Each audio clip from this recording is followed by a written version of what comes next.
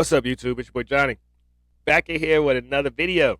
And today we back gonna bring some Thomas Sowell gems to the channel. And I love Thomas Sowell, man. His wisdom is something that I hope to spread far and wide, and I hope everybody that picks up the wisdom from me and from Thomas, they take it and they run around and just spread it like wildfire. If this is your first time to the channel, welcome. Get yourself on in here. You know, the goal is to reach 100 million people, or a million people, or 100 million people, and start 100 million thought-provoking conversations. Because we're not as divided as TV wants you to think. We just spirits encased in human flesh trying to figure out this thing called life. And today we're going to talk about Africa a little bit. We're going to let Thomas Sowell talk about it. I'm going to just drop my gems here and there. So let's go. The form in which the story of slavery has reached most people today has been along the lines of the best-selling book and widely watched television miniseries Roots by Alex Haley. Challenged on the historical accuracy of Roots, Haley said, "I tried to give my people a myth to live by."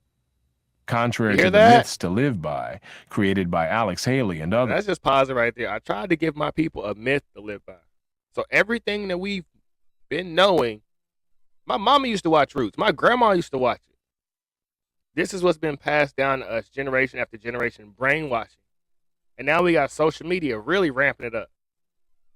I just seen they did the 10-year anniversary of Trayvon Martin, and I promise you, they about to turn Trayvon Martin into the next Emmett Till. Mark my words. Africans were by no means the innocents portrayed in Roots, baffled as to why white men were coming in and taking their people away in chains.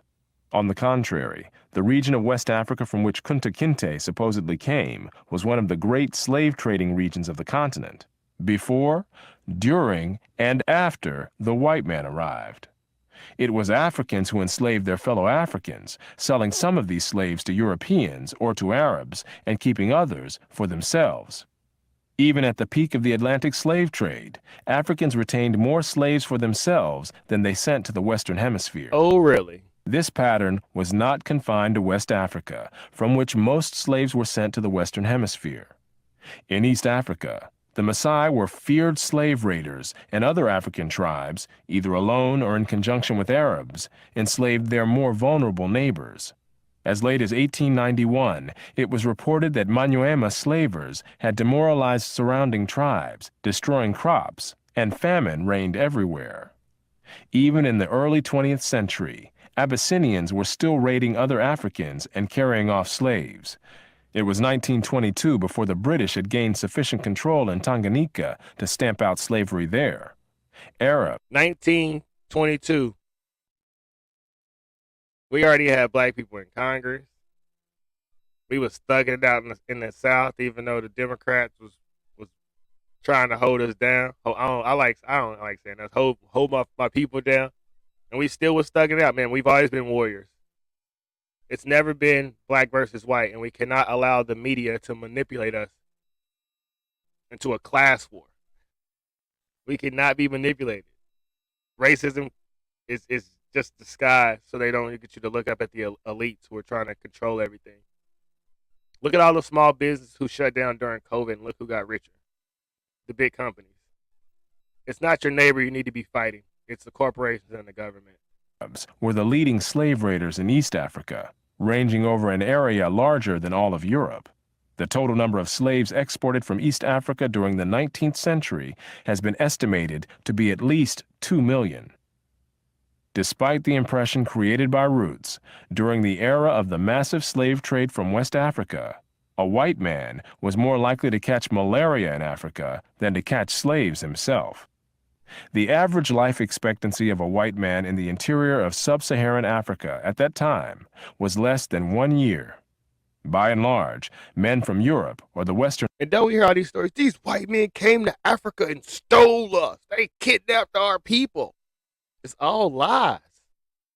It's all lies. It's all manipulation. It's all brain control. Stop being brainwashed. Wake up. Wake up, America. Wake up. Not even just America, but if you believe that ancestors were just stolen from Africa, you got to do some research.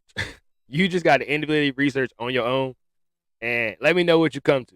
Because we got facts here, and I hope this gets out. I hope people can wake up from the message and stop saying that we were stolen from Africa. It's not true. It's not true. It was called the slave trade not the slave steal.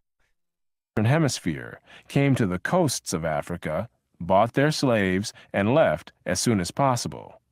Even so, the death rates among the white crews of the ships carrying slaves to the Western Hemisphere were as high as the death rates among the slaves themselves. It was only much later, after quinine and other medical measures enabled Europeans to survive where there were tropical diseases, was it possible for them to invade Africa in force and establish empires there.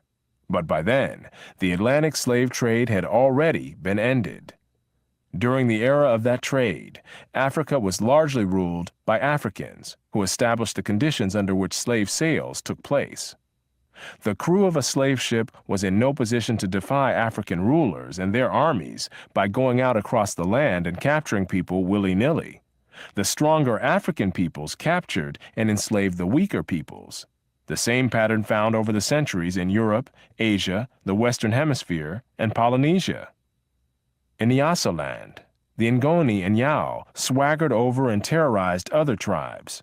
In Uganda, the Baganda made life miserable for their neighbors. And the Nyoro and Hima of Anko enslaved Toro women and children. The Tutsi dominated the Hutu in Rwanda, the Maasai lorded it over the Kikuyu and Kamba, and the latter, in turn, held the Indorobo in a kind of serfdom.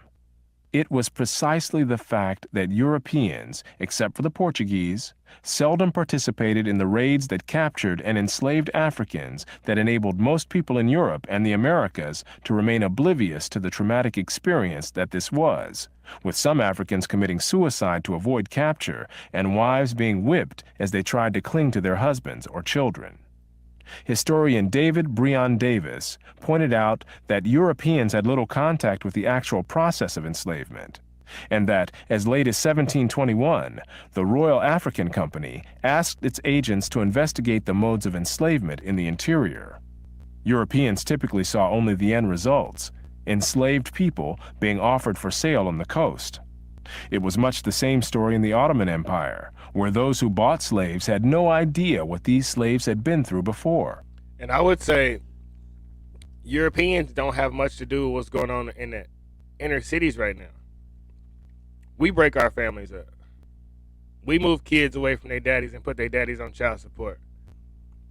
I've seen my mom call the police on my dad over 10 times and get my daddy put in jail just to sit there and cry that he was then in jail. If we don't fix our inner cities, and white people ain't got nothing to do with how many baby mamas somebody got, or this lady having 5 kids by 5 different men, or these kids being in the house at night because their mama went to spend the night at her boyfriend's house. If we don't fix the babies, ain't no hope. And that ain't got nothing to do with white society. It's the fact that the kids are left at home on Friday night so their mama can go to the club. And these are all things that I know, I lived, I seen. And until you get truth, like half the stuff that Mr. Sowell, Dr. Sowell went over in this book, I had never heard in my life till today. And I'm sure whoever watching this video had never heard about a lot of these concepts as well. And this is why so many people are stuck. We're in a big video game of Matrix, and the information is kept from us. But the time is now, and it's here. And we can evolve. We can break the glass ceiling and get as high as we want. There are no limits on you. Your skin color doesn't matter. Your socioeconomic status doesn't matter. So let's break the chains of the mind that have been placed on us about slavery, about religion, about education, about everything. Read for yourself. Think for yourself. Faith, consistency, and hard work, you can accomplish anything in this life. I promise you. On Souls, like the video, share the video, subscribe to the channel. Keep speaking truth. Keep motivating people. Till next time, we out. Peace.